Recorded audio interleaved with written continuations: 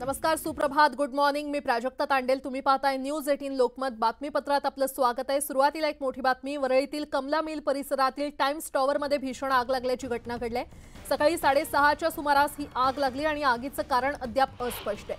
Kamala mill परिसरातील एका व्यावसायिक इमारतीला ही आग लागलेली आहे आणि आगीवर नियंत्रण मिळवण्याचे प्रयत्न सध्या अग्निशमन दलाकडून सुरू आहेत. अग्निशमन दलाच्या 7 ते 8 गाड्या घटनास्थळी दाखल झालेल्या आहेत. आग अजूनही धुमसते आणि ही संपूर्ण इमारत काचेची असल्याने आगीवर नियंत्रण प्रस्थापित करण्यात अडथळे येत आहेत. तर काही दृश्य देखील समोर आलेली आहेत. आग अजूनही धुमसताना पाहायला मिळते. अग्निशमन दलाच्या जवानांकडून आग विझवण्याचे शर्थीचे प्रयत्न सध्या सुरू आहेत. मात्र ही संपूर्ण इमारत काचेची आहे आणि त्यामुळे आगीवर नियंत्रण प्रस्थापित करण्यात अडथळे येत आहेत.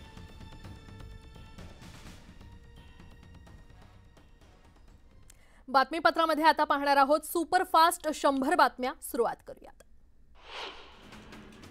गणरायाच्या आगमनाला अवघे काही तास शिल्लक राहिलेले आहेत आणि त्यामुळे गणेश शाळांमध्ये सध्या रात्रंदिवस काम सुरू आहे. कुडाळ तालुक्यातील पिंगुळी येथे आनंद माळे यांनी जवळपास 500 पेक्षा जास्त बाप्पाच्या मूर्तींवर रंगकाम पूर्ण केलंय. दरम्यान आजपासून गणपती घरी नेण्याची लगबग सुरू झाली आहे. चाकणच्या कुरुळीत बाप्पाच्या स्वागतासाठी कुंभारवाड्यातील हार फुलांची दुकानं सुरू झालेली आहेत. विविध रंगांची फुलं आणि गणपतीच्या डेकोरेशनला विविध सजावटीसाठी लागणारं साहित्य गणेश भक्तांसाठी सज्ज झालेली आहेत. सजावटी दुकानात इको फ्रेंडलीच्या साहित्य सामग्रीकडे किंवा त्या खरेदीकडे जास्त प्रमाणात कल गणेश भक्तांचा असल्याचं दिसून येतंय. सिंधुदुर्गाच्या राजाचं वाजत गाजत कुडाळमध्ये आगमन झालंय. यावेळी गणेश भक्तांमध्ये कमालीचा उत्साह आणि आनंद पाहायला मिळाला. ढोल ताशांच्या गजरात बाप्पांचं आगमन झालंय. सोलापूर शहरातील मंगळवेढेकर चाळीतील श्री समर्थ गणपतीची जल्लोषात आगमन मिरवणूक काढण्यात आली. ढोल ताशाचं वादन आणि लेझिमचा खेळ सादर करत हे आगमन झालं.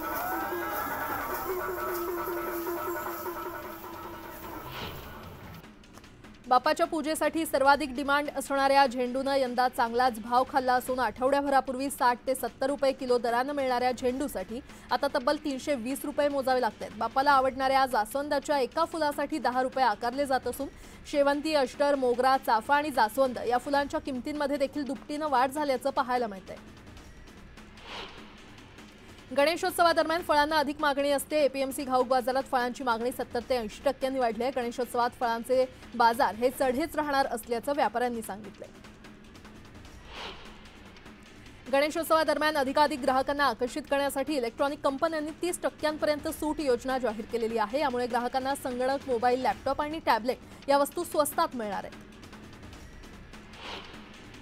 कोकणात गणेश भक्तांना लाडक्या बाप्पाचे वेध लागलेले आहेत. अगदी काही तासातच विघ्नहर्ता गणपती बाप्पा भक्तांच्या घरात विराजमान होणार आहेत.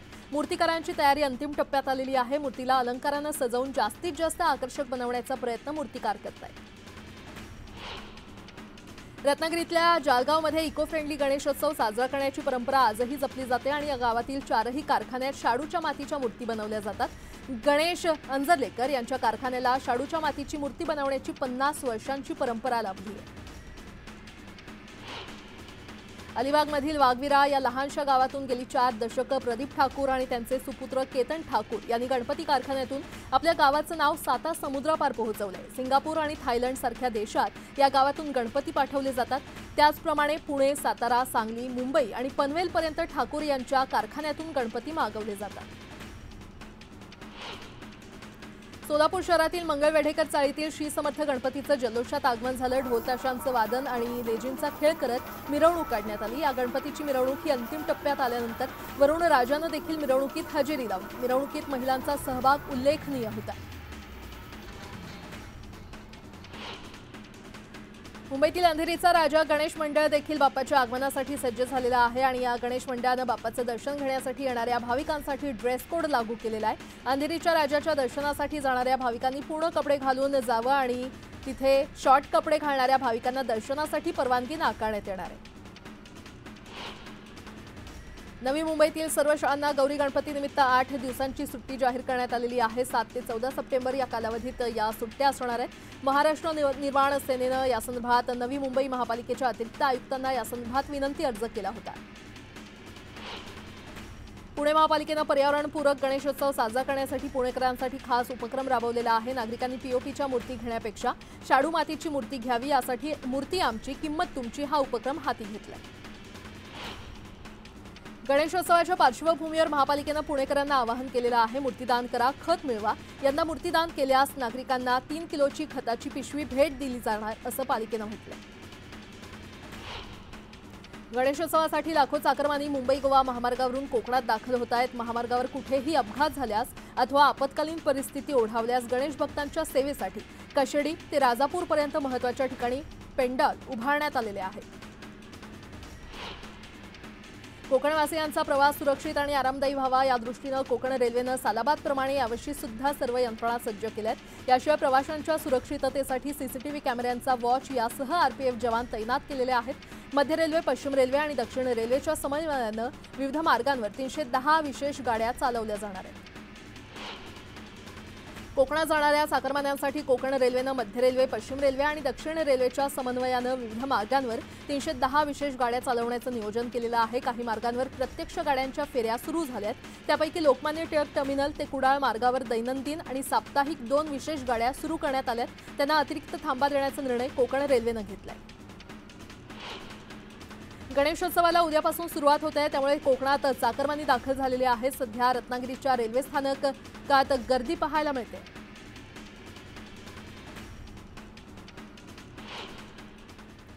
आता एक सविस्तर बातमी। लालबागच्या राजाच्या चरणी नतमस्तक होण्यासाठी भाविक गर्दी करत असतात, तसंच अनेक सेलिब्रिटी, राजकारणी हे बाप्पाच्या चरणी लीन होण्यासाठी येतात। देश विदेशातले व्हीव्हीआयपी देखील उपस्थित राहून लालबागच्या राजाचं दर्शन घेतात। लाखो भाविकांचं हे श्रद्धास्थान असलेल्या लालबागच्या राजाच्या मुख्य दर्शनाचा सोहळा पार पडलेला आहे। संपूर्ण गणेशोत्सव काळात न्यूज 18 लोकमतकडून सर्व प्रेक्षकांना घर बसल्या लालबागच्या राजाचं दर्शन तुमच्या टीव्हीवर घेता येणार आहे।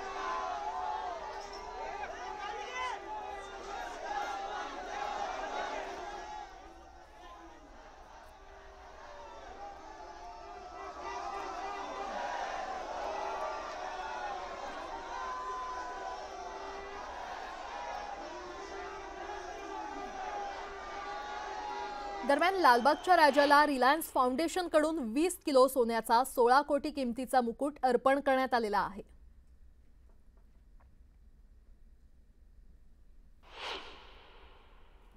रिलायन्स फाउंडेशनच्या माध्यमातून हा मुकुट प्राप्त झालेला आहे आणि त्यांनी ह्या ठिकाणी लालबागच्या राजाच्या चरणी तो मुकुट अर्पण केला, जो आपण बाप्पाला परिधान देखील केलेला आहे। या मुकुटाची तयारी मला वाटते जवळजवळ 4 ते 5 महिन्यापासून त्यांनी सुरू केली होती।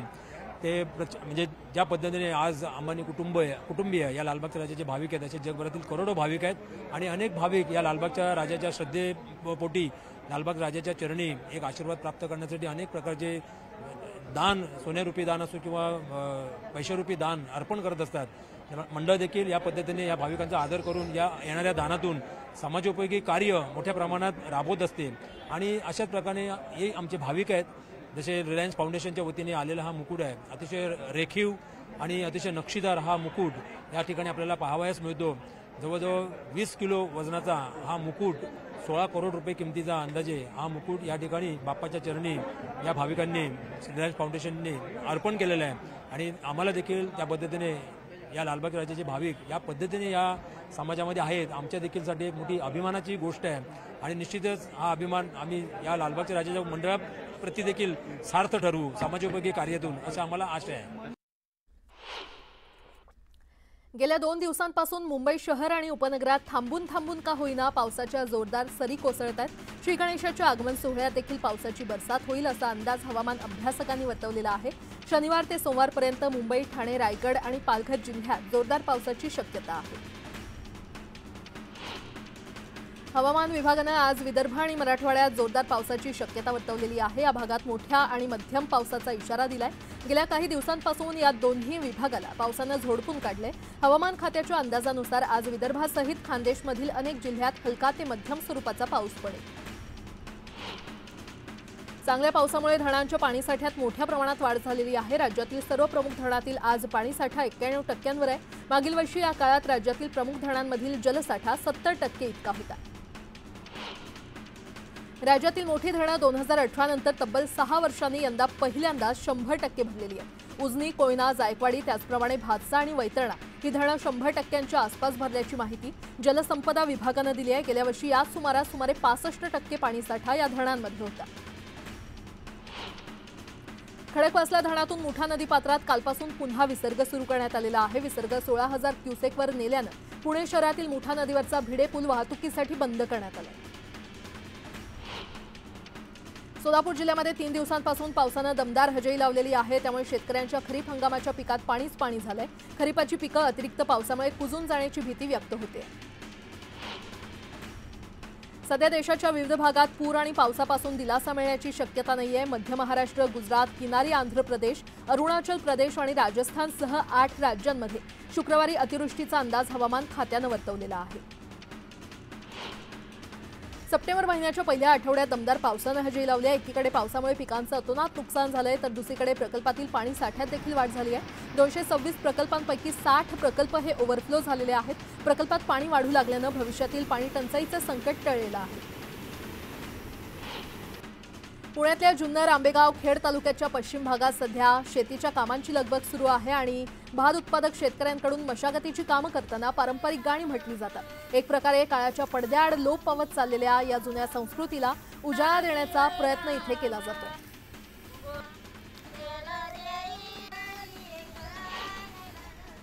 आता एक सविस्तर बातमी। सिडको महामंडळानं या मार्गावर प्रवास करणाऱ्या प्रवाशांना दिलासा देण्याकरता मेट्रोच्या तिकीट दरात कपात करण्यात आलेली आहे। सिडको महामंडळातर्फे बेलापूर ते पेंधर या नवी मुंबई मेट्रो मार्गिकेवरील मेट्रोच्या तिकीट दरांमध्ये कपात करण्याचा निर्णय घेण्यात आलाय। मुंबईकरांना लोकल आणि मेट्रोचा प्रवास नित्याचा आहे। मेट्रो तिकीट महाग असल्यानं अनेकदा प्रवासी मेट्रोपेक्षा लोकलला प्राधान्य देतात। आता मेट्रोमध्ये देखील प्रवाशांची गर्दी वाढत चाललेली पाहायला मिळते। मेट्रो प्रवास लाखो मुंबईकरांची गरज बनली आहे। यातच आता सिडकोनं नवी मुंबईकरांना मोठा दिलासा दिलेला आहे। सिडको महामंडळातर्फे बेलापूर ते पेंधर या नवी मुंबई मेट्रो मार्गावरील मेट्रोच्या तिकीट दरांमध्ये कपात करण्याचा निर्णय घेण्यात आलेला आहे।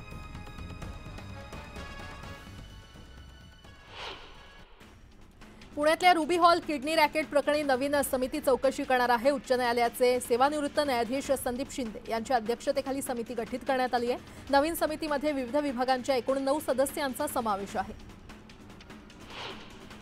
राज्य परिवहन महामंडळाच्या कर्मचाऱ्यांनी आंदोलन मागे घेतल्यानंतर गुरुवारी बस स्थानकं पुन्हा गर्दीनं गजबजलेली आहेत। मात्र 2 दिवसांच्या आंदोलनामुळे महामंडळाचा नाशिक विभागातून 2 कोटींहून अधिक रकमेचा महसूल बुडालाय। धरणांचा जिल्हा म्हणून ओळखला जाणारा नाशिक जिल्हा मुसळधार पावसानं 1.5 वर्षानंतर अखेर टँकर मुक्त झालाय। स्थानिक पातळीवर पाण्याचे स्रोत उपलब्ध झाल्यामुळे ग्रामीण भागातील टंचाई दूर झाली आणि या काळात तहानलेल्या गावांची तहान भागवण्यासाठी टँकर, विहिरी अधिग्रहण यावर तब्बल 90 कोटी रुपये खर्च करण्यात आल्याचं उघड झालंय। आरटीओ कार्यालयातून नवीन वाहनांसाठी चॉईस, फॅन्सी किंवा आवडीचा नंबर घेणं आता अधिक महाग होणार आहे, कारण परिवहन विभागानं पुन्हा एकदा चॉईस नंबरच्या शुल्कात दुप्पट वाढ केली आहे। चॉईसनुसार नंबर प्लेट घेण्यासाठी 5 ते 6 लाख रुपये मोजावे लागणार आहेत। NHAI आणि MSRDCनं केलेलं पुणे ते छत्रपती संभाजीनगर या एक्सप्रेसवेचं जुनं अलाइनमेंट बदलण्यात येणार असल्याची चर्चा सुरू झालेली आहे। छत्रपती संभाजीनगर ते पुणे एक्सप्रेसवेसाठी NHAI आणि MSRDC मध्ये जून महिन्यात सामंजस्य करार करण्यात आलेला आहे। पश्चिम रेल्वेकडून राम मंदिर आणि जोगेश्वरी स्थानकादरम्यान मुंबईतील 7वं नवीन टर्मिनस उभारण्यात येत आहे। या टर्मिनसचं सध्या 76% काम पूर्ण झालेलं आहे आणि हे टर्मिनस पूर्ण बांधून झाल्यावर उपनगरातील प्रवाशांना लांब पल्ल्याच्या ट्रेन पकडण्यासाठी मुंबई सेंट्रल, दादर, वांद्रे किंवा अंधेरी येथील स्थानकांवर जाण्याची गरज भासणार नाही। बदलापूर रेल्वे स्थानकावरील प्लॅटफॉर्म क्रमांक 3 वरील लोकल थांबण्याची जागा बदलण्यात येणार आहे। मुंबई दिशेकडे जाणाऱ्या लोकल थांबण्याची जागा बदलण्यात येणार आहे। रेल्वे स्थानकात सध्या डेक आणि पुलाचं काम सुरू आहे आणि या कामासाठी हे बदल करण्यात आलेले आहेत। कोकणात गणपतीला जाणाऱ्या भक्तांसाठी आमदार प्रताप सरनाईक यांनी मीरा भाईंदरवरून 70 बस सोडल्या। प्रवास करणाऱ्या गणेश भक्तांना गणपतीच्या प्रसादाचं सुद्धा वाटप करण्यात आलं। म्हाडाच्या मुंबई मंडळाच्या 2030 घरांसाठीच्या सोडतीच्या निकालाची तारीख म्हाडानं जाहीर केलेली आहे। येत्या 8 ऑक्टोबरला यशवंतराव चव्हाण प्रतिष्ठानमध्ये ही सोडत काढण्यात येणार आहे। त्या सोडतीसाठी अर्ज भरण्याची मुदत 19 सप्टेंबरपर्यंत असेल। बुलढाण्यातल्या खामगाव तालुक्यात पावसामुळे 2 पूल वाहून गेल्याचं समोर आलंय। हिवरखेड या गावच्या प्रमुख रस्त्यावर असलेले 2 पूल पावसामुळे वाहून गेलेत। रस्त्यावरील पूल वाहून गेल्यानं अनेक गावकऱ्यांना नाहक त्रास सहन करावा लागतोय आणि त्यामुळे प्रहार संघटनेकडून तहसीलदार यांना निवेदन देत नवीन पुलाची निर्मिती करण्याची मागणी केली आहे। मुख्यमंत्र्यांच्या घोषणेनंतरही धाराशिवमध्ये पंचनामा करण्यासाठी अधिकारी शेतकऱ्यांच्या बांधाकडे जात नसल्याचा प्रकार समोर आलाय। पावसाने 6000 हेक्टरवरील पिकांना तडाखा बसला असून 285 गावातील 6540 गावातील शेतकऱ्यांच्या पिकांचं नुकसान झालंय। धाराशिवच्या परंडा तालुक्यातील खंडेश्वरवाडी प्रकल्पाची तात्काळ दुरुस्ती करावी या मागणीसाठी शेतकऱ्यांनी जनआक्रोश आंदोलन केलं। उपविभागीय अधिकारी कार्यालयासमोर चक्का जाम करत शेतकऱ्यांनी प्रशासनाला जाब विचारला। 15 दिवसात काम सुरू करा, अन्यथा प्रकल्पात जलसमाधी आंदोलन करू असा इशारा यावेळी आंदोलक शेतकऱ्यांनी दिला। धाराशिवमध्ये सप्टेंबर महिन्याच्या पहिल्या आठवड्यात दमदार पावसाने हजेरी लावली आहे। एकीकडे पावसामुळे पिकांचं अतोनात नुकसान झालंय तर दुसरीकडे प्रकल्पातील पाणी साठ्यात देखील वाढ झालेली आहे। तब्बल 32 वर्ष पाकिस्तान आणि बांगलादेशच्या बॉर्डरवर दिवसरात्र पहारा देत देश सेवा करणाऱ्या जवानांचं सेवानिवृत्त झाल्यानंतर अमरावतीमध्ये गावकऱ्यांनी जंगी स्वागत केलं। 32 वर्षांच्या सेवेनंतर सेवानिवृत्त झाल्यानंतर ते आपल्या गावी परतले आणि यावेळी गावकऱ्यांनी त्यांचं मोठ्या उत्साहात स्वागत केलं। आणि आता एक मोठी बातमी, केंद्रीय गृहमंत्री अमित शहा हे लालबागच्या दर्शनाला जाणार आहेत। रविवारी रात्री ते मुंबईमध्ये पोहोचणार आहेत आणि सोमवारी लालबागच्या राजाचं दर्शन ते घेणार असल्याचं कळतंय। विधानसभा निवडणुकीच्या तोंडावर रविवारी रात्री महत्त्वाच्या भेटीगाठी अमित शहा यांच्या होणार आहेत आणि अमित शहा यांच्या या दौऱ्याकडे आता सगळ्यांचंच लक्ष लागलेलं आहे। दरम्यान केंद्रीय गृहमंत्री अमित शहा हे लालबागच्या दर्शनाला जाणार आहेत। रविवारी रात्री ते मुंबईमध्ये पोहोचणार आहेत आणि सोमवारी ते लालबागच्या राजाचं दर्शन घेणार असल्याचं कळतंय।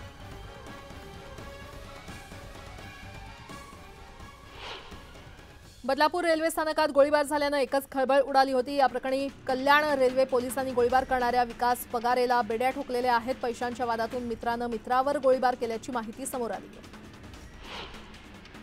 यवतमाळच्या पुसदमध्ये दोघा तरुणांनी विष प्राशन करत आत्महत्येचा प्रयत्न केला। अतिक्रमण हटाव मोहीम सुरू असताना सुनील राठोड आणि गोपाल राठोड यांनी विष प्राशन केलं, त्यानंतर त्यांना रुग्णालयामध्ये दाखल करण्यात आलं। भिवंडीतील मानकोली परिसरात नरपोली पोलिसांनी एका व्यक्तीला ताब्यात घेत त्याच्याकडून 2 पिस्तल आणि जिवंत काडतुसं जप्त केलेली आहेत। शिषपाल रज्जू जाटव असं या आरोपीचं नाव असून तो राजस्थानचा असल्याची माहिती पोलिसांनी दिली आहे। कर्नाटकातील कलबुर्गी इथे मूर्तिकारांची लगबग सुरू आहे। इथे खास मातीपासून बनलेल्या इको फ्रेंडली मूर्ती विक्रीसाठी बाजारात उपलब्ध आहेत। लाल रंगाच्या मूर्ती गणेश भक्तांचं लक्ष वेधून घेत आहेत। सध्या गणपतीची सर्वत्र लगबग पाहायला मिळते। छतरपूरमध्ये गणपती बाप्पांच्या मूर्त्यांवर शेवटचा हात मारण्याचं काम सुरू आहे। या ठिकाणी इको फ्रेंडली गणपतीच्या मागणीत वाढ झालेली पाहायला मिळते। मध्य प्रदेशमध्ये सध्या मुसळधार पावसामुळे नद्यांमध्ये पूरस्थिती निर्माण झालेली आहे आणि या ठिकाणी मित्रांसोबत पोहण्यासाठी गेलेल्या तरुणाला वाचवण्यात यश आले। तेलंगणामध्ये गोदावरी नदीच्या पातळीत वाढ झालेली आहे आणि यामुळे नदीकाठचे अनेक भाग पाण्याखाली गेलेले आहेत। अनेक घरं आणि रस्त्यांवर पाणी साचले। आंध्र प्रदेशच्या विजयवाडा इथे पुराचा मोठा फटका बसलाय। एनडीआरएफ आणि एसडीआरएफ कडून नागरिकांना सुरक्षित स्थळी स्थलांतरित करण्यात येत आहे। वाराणसीतील गंगा नदीच्या पात्रात घट झाली आहे। ऐन सप्टेंबरमध्ये पाण्यात घट झाल्यानं चिंता वाढलेली आहे। हिमालयातील बर्फात सुमारे 1700 प्रकारच्या विषाणूंच्या प्रजाती संशोधकांनी शोधून काढलेल्या आहेत। त्यापैकी एक विषाणू तब्बल 11,000 वर्षांपूर्वीचा आहे आणि शास्त्रज्ञांनी बर्फाच्या थरांचे नमुने घेतले, त्यात या विषाणूच्या वेगवेगळ्या प्रजाती आढळलेल्या आहेत।